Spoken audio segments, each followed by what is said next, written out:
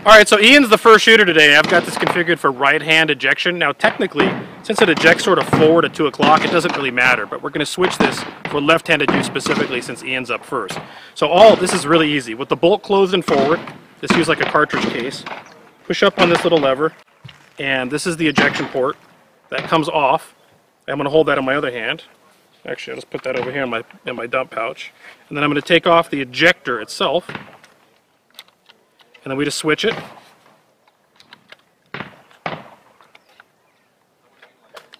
And then I take that ejection port and put it on the other side. And we have now field converted the MDR for left-hand eject for Ian. Alright, so this stage is kind of a really close quarter sort of deal. Shooter will start with loaded rifle onset behind the left or rightmost barricade. Rifle held at low ready. At buzzer, shooter will engage both mini IPSC targets in a sweep from either direction while using cover from behind the barricade, either kneeling or offhand, never prone.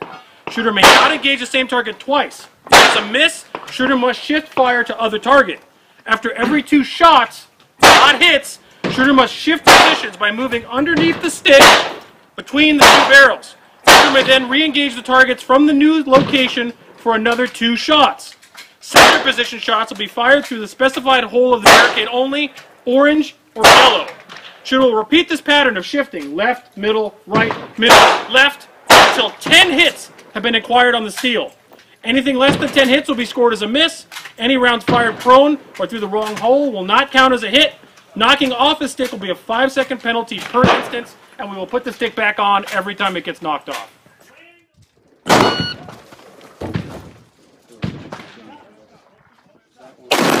One, two. Grab my gun.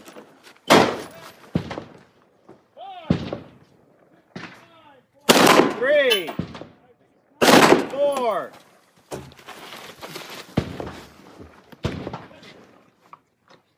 5, 6.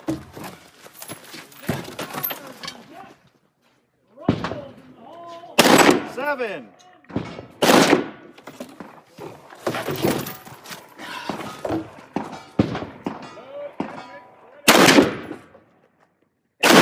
9.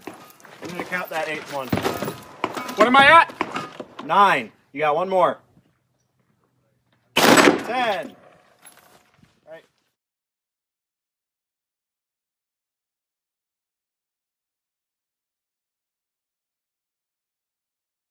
Alright, so I want to let us know that I have not converted this from left-hand eject. Oh man. This is dangerous. It's dangerous. You're going to get brass in the face. No, actually I'm not. That's what's funny about this. You need to have this left-hand, right-hand thing, and you don't need it because it ejects at 2 o'clock anyway. Straight up. No, yeah. Shooter, do you understand the course of fire? Yes. Shooter, are you ready? Stand by. I thought that was a brilliant idea. 1, 2.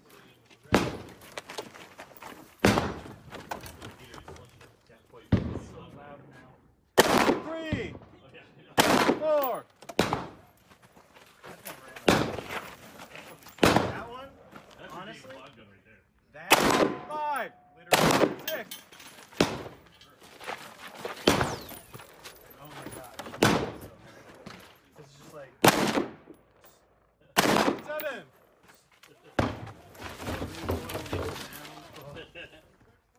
That's how guns shoot. 8.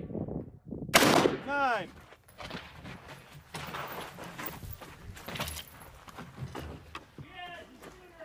10. Nice job.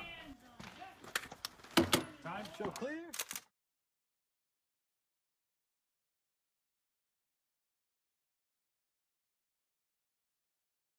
Short overall length on the bullpup.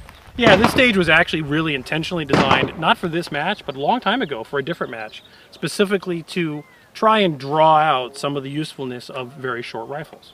And as a result, you're moving underneath that stick and between relatively close quarters. You got a wall in front of you, a VTAC, a wall, and if you're not careful, you can certainly bump that stick off. And so this being challenge of the bullpup, right? thought that would be an appropriate stage to bring out of the old archives. Is in fact Game of Bullpups. Game of Bullpups, correct. Game of Bullpups. Yes. So my pop culture knowledge is failing me miserably. But it seemed like one to pull out of the archives because of what we're doing today. Yeah. So doing that, we both use the bullpup. I would like to mention that I mentioned this on the video. I actually use this setup for left-hand eject, and it doesn't matter. No, it really doesn't. One of the things they've done well with the ejection system on this, especially the 5.56, it doesn't seem to need to have that over-gassing we have with the 308. It doesn't matter if it's set up for left or right-hand eject. It comes out at 2 o'clock, like this. So even if you don't change the plates, it doesn't matter which side it doesn't matter. I mean, you can set it up for you, but if you have to switch shoulders, it's still not a problem. Right. Anyways, what did you think of using this in those relatively close quarters? That worked fine. Yeah. Honestly, I hate to say this, but if there was any issue that I had, it was the short handguard, because of the very short length of the rifle, was actually slightly less convenient to rest on things like those barrels.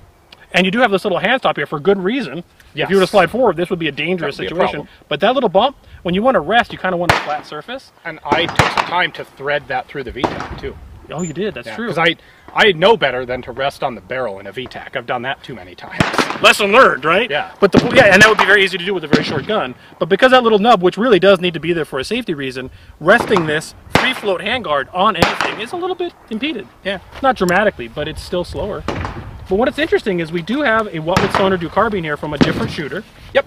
And we're not trying to promote a what would Stoner here. We're just doing a comparison. So we have our overall length. Getting a couple inches. So this is a 14.5 inch with a pinned flash device, a muzzle device. Yep. This is a 16-inch barrel. But when you compare it with an A1 stock length, Get a couple inches. it's a question the audience has to decide for themselves if the advantages of that are worth the training, and I think you can get there, but the training requirements to be just as efficient on a bullpup. I do like the fact that I have a nice long surface to rest on anything. This is a resting surface for sure, Yeah. no doubt about it. If I wanted a bipod, I can easily do that too. You can. So this is, again, we're kind of getting into the debate here about bullpup versus not bullpup, and that's something that's always very controversial. Now, what I think is nice is the reason that we have gotten to that point is the gun is still running perfectly. Yes. We don't have any complaints about it. There is no reason to say, don't get an MDR because of X. No, not at all. And so that leaves us with, well, okay, now that this is a potential viable choice, like there's no automatic reason to discount it. Okay, now you have to think about balancing pros and cons between it and all the other stuff that's out there. And I would say that if you wanted to go with a bullpup, this has absolutely proven itself to be reliable so far. Yeah, that's like the second best bullpup ever made. Are you talking about the FAMAS? Yes. Yes, I am. We'll get more into that, I think, at the end of the match. But that said, I mean, this is a commercially viable vendor on the market, and in 5.56, it is such a nicer gun than that 308 setup. Yeah, in my opinion.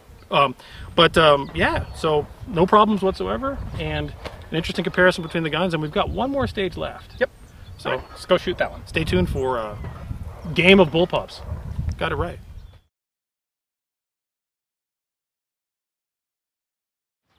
You really ought to go get a good sniff of those cholla flowers.